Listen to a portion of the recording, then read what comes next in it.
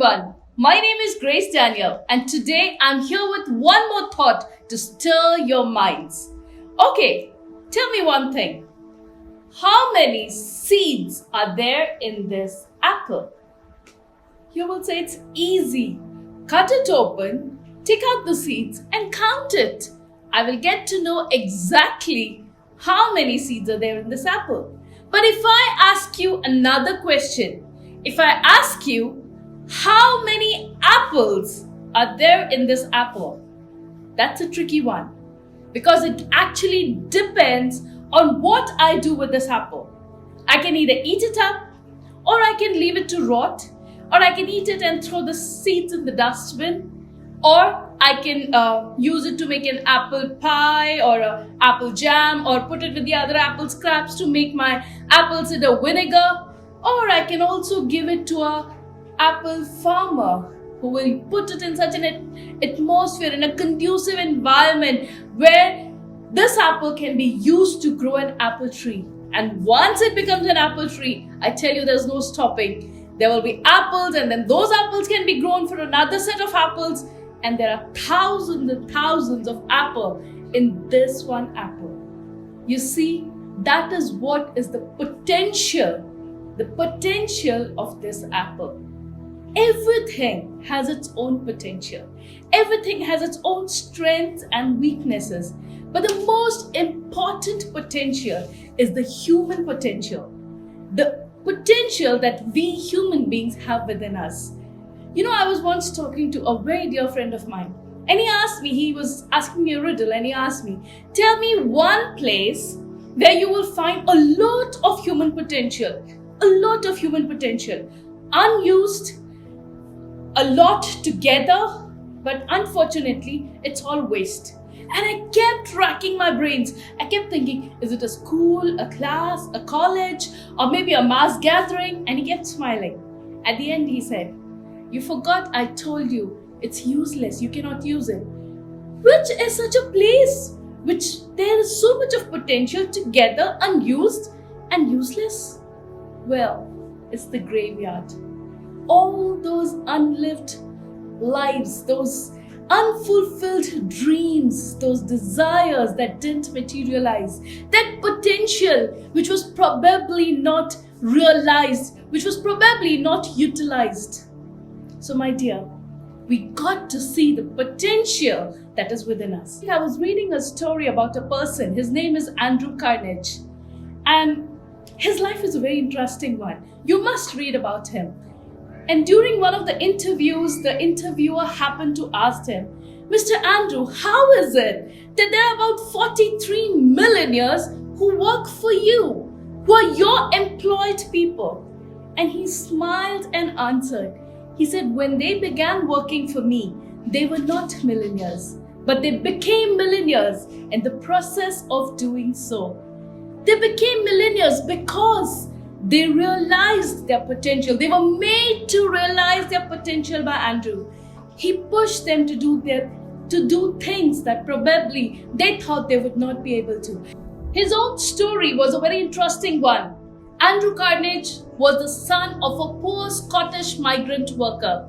They came, and even Andrew at a very young age, he was working, and he started off working with changing the bobbins at a cotton farm. And he would work for about 12 hours a day, 6 days a week. He continued to work. But then he saw a potential within himself. He saw he had ability to do more. He started off working more. He was a telegrapher, and he started investing. He took calculated risks, and he managed things. And America remembers Andrew Carnegie as one of the most generous, richest man in the American history. You see, he saw his potential. I love the way the Bible says it. It says the seeds are in our hands. The harvest is in his hands. So what do? We put the seeds that are within us to good use. We got to give it a good, conducive environment. And how do we do it? There are 4 things I'll share in very brief. 4 things that will help you realize your own potential. The first thing is believe in yourself.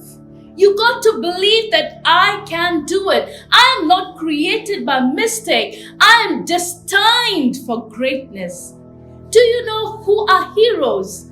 Heroes are not something or someone who's born extraordinary. They are ordinary people with extraordinary guts and determination. You can be a hero. You can change yourself. Believe in yourself. The second thing is teach yourself. You got to keep on learning. Learning is a lifelong process. As long you're learning, as long as you're flowing, you're useful.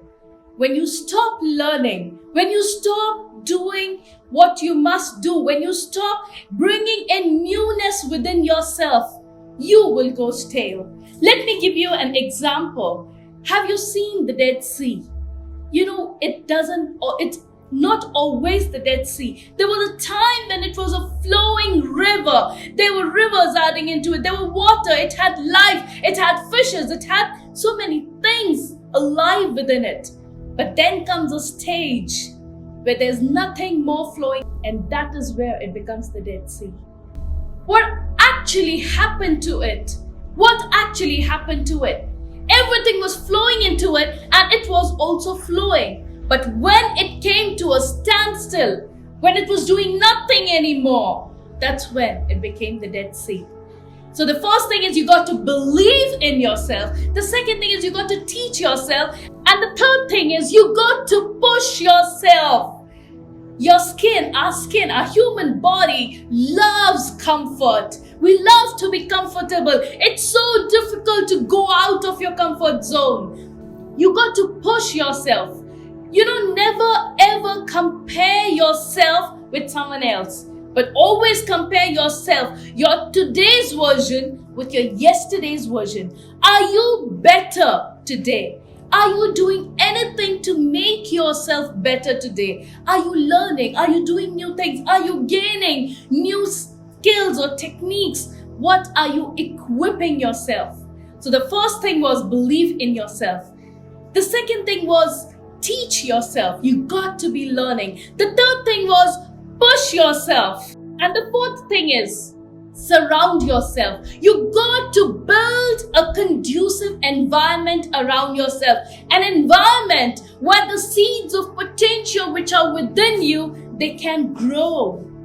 An environment where there are people. You got to surround yourself with people who believe in you, who are positive towards you, who will not laugh at your ideas or make fun of you, but who will say, come on, you can do it. Go ahead, give it a try.